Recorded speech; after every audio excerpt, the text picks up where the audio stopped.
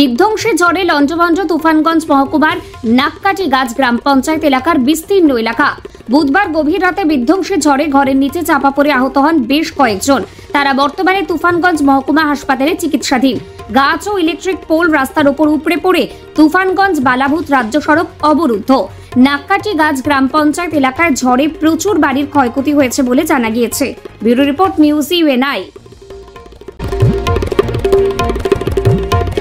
রাতের ঝড়ে নাককাটি গ্রাম পঞ্চায়েত এলাকায় কতটা ক্ষয়ক্ষতি হয়েছে কি দেখলেন? অন্তত কমপক্ষে 500 বাড়ি ক্ষতি হয়ে গেছে। 500 বাড়ি ক্ষতি হয়েছে এবং প্রত্যেকটা বাড়িতে এমন অসুস্থতা বা মৃত্যু অবস্থা পর্যন্ত আছে, হসপিটালে আছে 2-3 জন। তারপরে তো বাড়িঘর ভেঙে গেছে, ইলেকট্রিক খুঁটি উপরে গেছে, তারপরে বাড়িতে তো গাছ পরে তো গেছেই, সেগুলো গেছে, তবে দোকানপাটও গেছে, বহু ক্ষতি।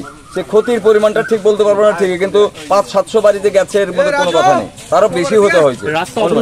রাস্তা এদিকে বালাভূত যে রাস্তা, সেই রাস্তা অবরোধ হয়েছে, সে গাছ পরে বিরাট অবস্থা, গাছ না সরলে রাস্তায় মানুষ যেতেই পারছে না, সব রাস্তা বন্ধ।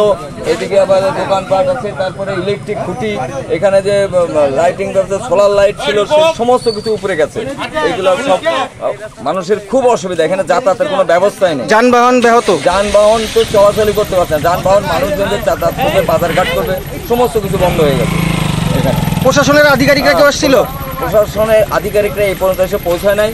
সকালবেলা হয়তো সংবাদ পেলে আসবে কিনা জানি না, তবে আমরা প্রশাসনিক বলতে পঞ্চায়েত তরফ থেকে আমরা নাককাটি গাছের এই অঞ্চলটা খুব মোটামুটি অঞ্চলটা ক্ষতি হয়েছে, আমরা সেখানে ঘুরছি, দেখছি, চলছে, আর কি ক্ষতি হলো।